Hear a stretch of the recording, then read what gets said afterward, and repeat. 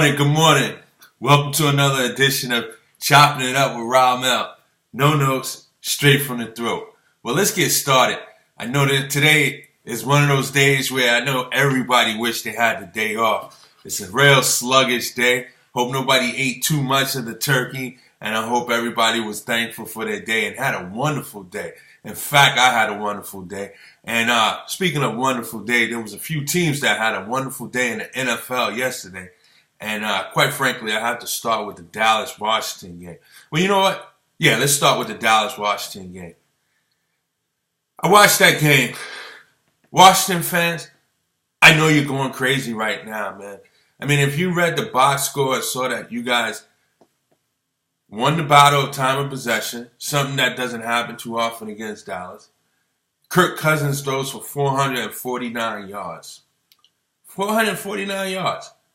Has a passer rating over 120.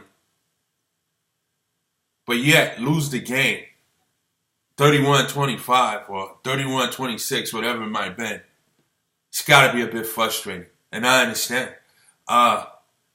Kirk Cousins, for you Redskins fans, man, you got to start in makings, man. This guy can actually play the game. I watched this game, and Washington, they got a pretty good offense. Maybe the only thing that might have hurt them a little bit is that they didn't run the ball.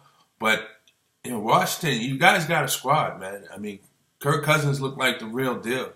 The problem is that you went up against who I think is going to make history by being MVP and Rookie of the Year, and that's Dak Prescott. Yesterday, he wasn't spectacular, but I asked you guys out there, do you have to be spectacular to be great? Because I thought he played a great game. He threw for 197 yards. He had a passer rating of about 106. But he made the plays that needed to be made. You know, and you know my motto. Stars need to be stars. Stars need to play like stars when stars need to be stars. And that's it. Stars need to play like stars when stars need to be stars. And that's just what he did. There was one play in particular that I remember where he was flushed out the pocket. He was rolling to his right. Looked like he had nowhere to go. Just nowhere to go. I thought he was heading for out of bounds. He threw the ball, an uncatchable ball from the defense. And Dez Bryant goes up and gets it. And what makes that a great play by Dez Bryant as well, there was a holding call on the defender who was defending him. And Dez Bryant comes up with it right around the 2-yard line. Outstanding play. I mean, that right there probably sealed the deal for the Cowboys. But what a game by Dak Prescott. And then there's Elliott. He gives you another 97 yards on the ground, 4.8 carries. Yeah, it looked like he came out gangbusting, and then all of a sudden it looked like they contained him a little bit, and then he let loose in the second half, right around the fourth quarter. And it's just a phenomenal performance. This performance for me with Dak kind of reminds me of a little bit of a Russell Wilson type performance, man. Not always great, not spectacular, I should say, but still great, efficient, a closer, and gets the job done. And to me, he marches on as an MVP and Rookie of the Year. You know, you look at the wonderful history of the Dallas Cowboys. I believe they've been in the league 57 years, several trips to the Super Bowl, have several Super Bowls, championship wins. But this is the first time in their history to win 10 games in a row. To be led by a rookie, a fourth rounder at that, who was a throw-in to start lineup because Tony Romo got hurt. Man, this guy here continues to perform on a high level. There's no way you can take this guy out of the game. Just an outstanding performance on his behalf. I can't say enough about this Dak Prescott, and then the combination of Dak Prescott and Elliott. Just can't say enough about him. You know, Dez Bryant, you know, probably their best player, or their best player or most recognizable player outside of Romo going into the season came up big yesterday. Although he has to keep his cool in check, man. I mean, it would have been costly if he had got thrown out the game. Messing around with Josh Norman. Hey, is Josh Norman that guy that just everybody wants to kind of hate on or maybe fight or just want to do something too? I mean, at the end of the day, he's probably a hard-nosed player and probably talks some smack just like everybody else. And that's part of any game, any sport. But is he pushing the line? Because, he's got the situation with Daz. He's got the situation with Beckham. I mean, here's the thing. When you're the common denominator or something, at least in my eyes, we can start pointing the finger at you. Because if you're constantly involved with all of this ruckus, it's only but so many times we can say it's the other guy. At some point, we have to look at you and say, possibly, is it you? Because you are in it. I mean, let's be real about it. I mean, could it be you getting up under the skins of some of these receivers? I mean, hey, I'm just saying. But nevertheless, Dez came up big, man. Just came up big. Excellent catch.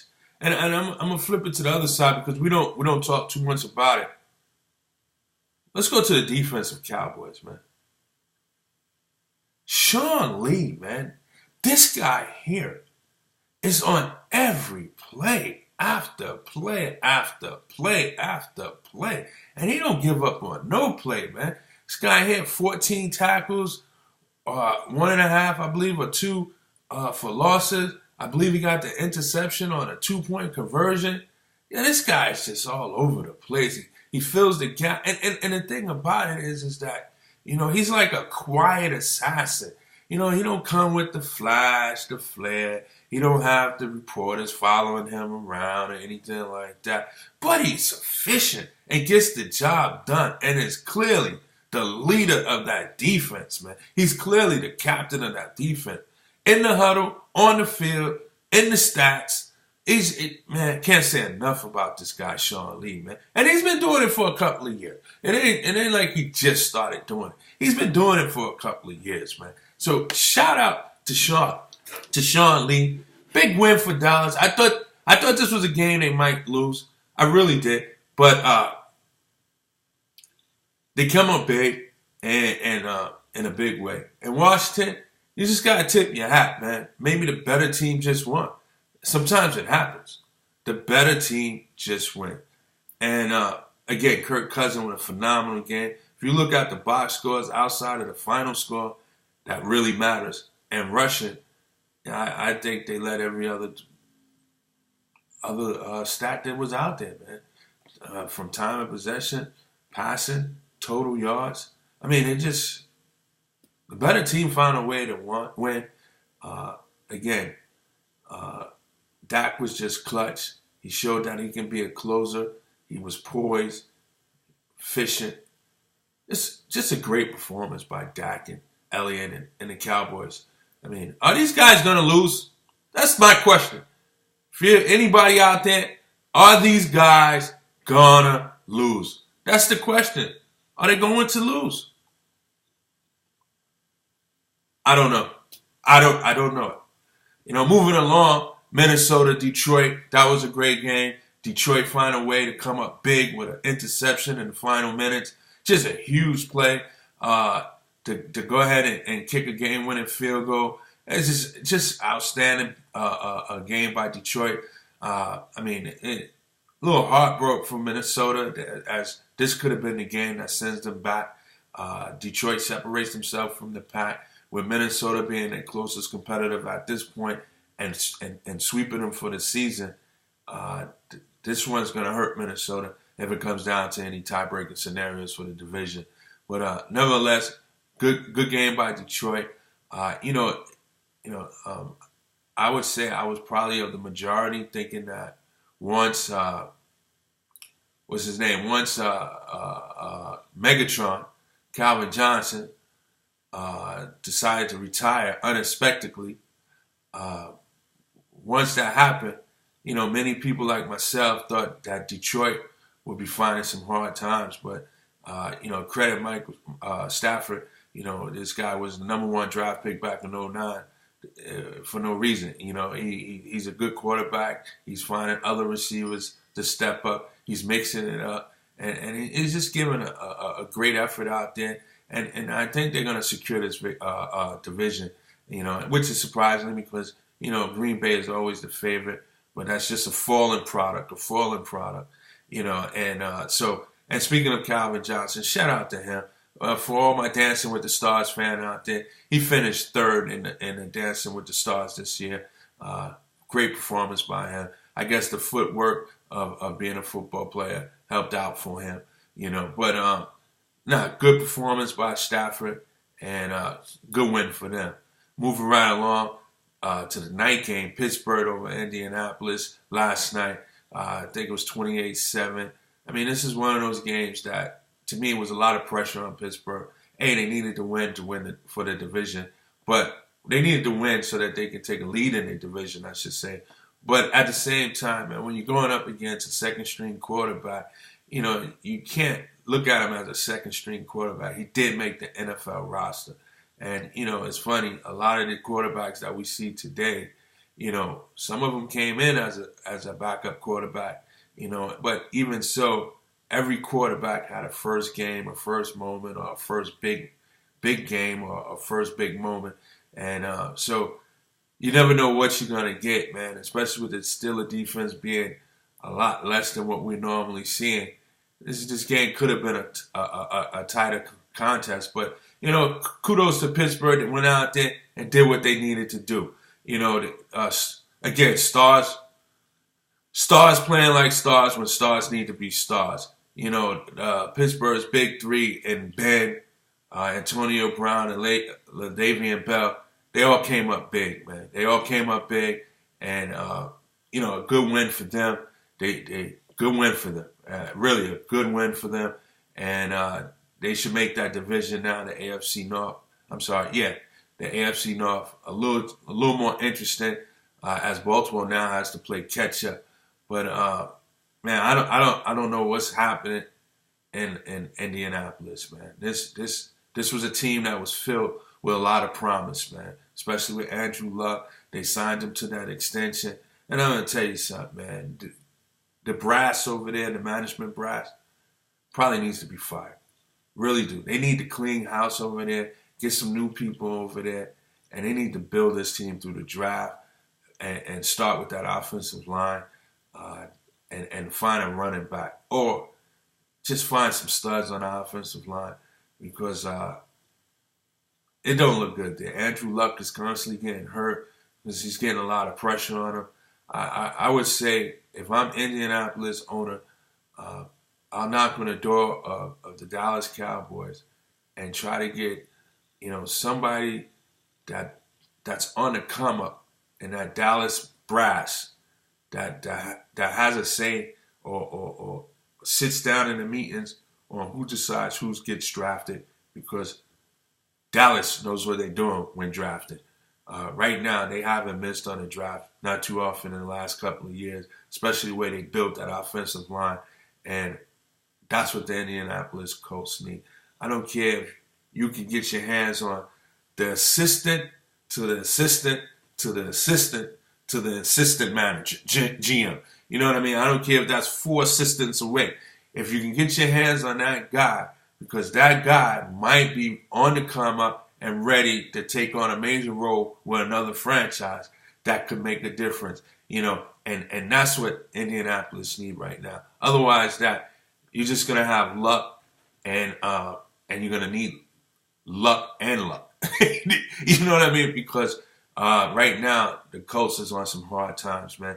They're in a division that the Houston Texans is winning, and Tennessee is second.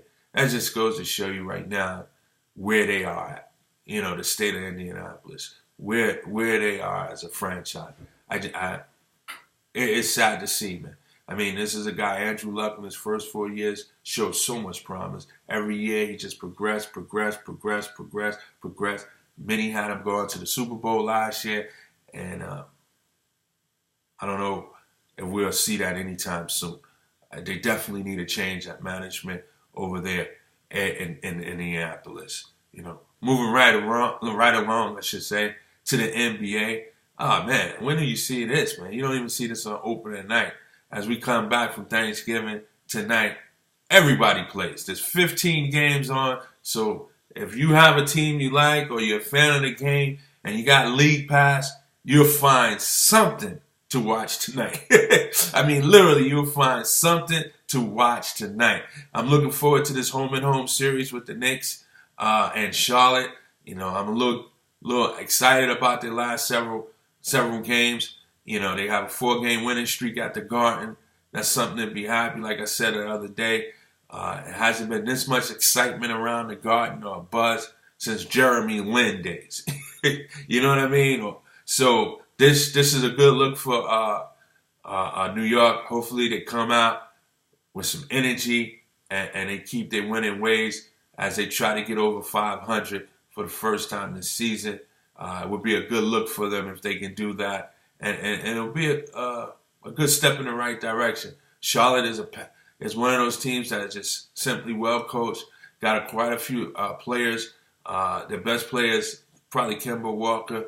He does make things happen. He can be a little pesky. And remember, he made his name right there on that Garden floor coming up with UConn, winning the Big East tournaments with some outstanding play, too. I mean, just play for the ages. He's a New York native right there out of the Bronx. So I'm sure he's going to have some friends and family on hand, and he's going to look to show out. We need Derrick Rose to come up big and Brandon Jennings to keep pressure on that second unit. And KP to continue his maturation. And so should be a fun game. Golden State going to go into the Staples Center after beating the Lakers by 43 2 nights ago. Will the Lakers be able to respond? Remember, the Lakers are depleted. They don't have Randall. They don't have Russell. We'll see what happens, though. A lot of times teams get energized by playing at home. So should be a good night of basketball tonight. We'll talk about that tomorrow, some of the outcome, and a lot of games of college football on tonight. So if you're a sports fan, you should find something to do other than eating leftovers from yesterday, which we're all going to do. And if we ain't careful, by Sunday, we'll be eating turkey cereal. So until then, I'll see you guys for another 24 and another 24. And I appreciate you guys tuning in and sending me the love and the comments, man. I'm really thankful for you guys. And to all, man, just have a blessed day. And remember, this is Chopping It Up with Ramel. No notes, straight from the throat. Hey, y'all have a blessed day. I see y'all in 24.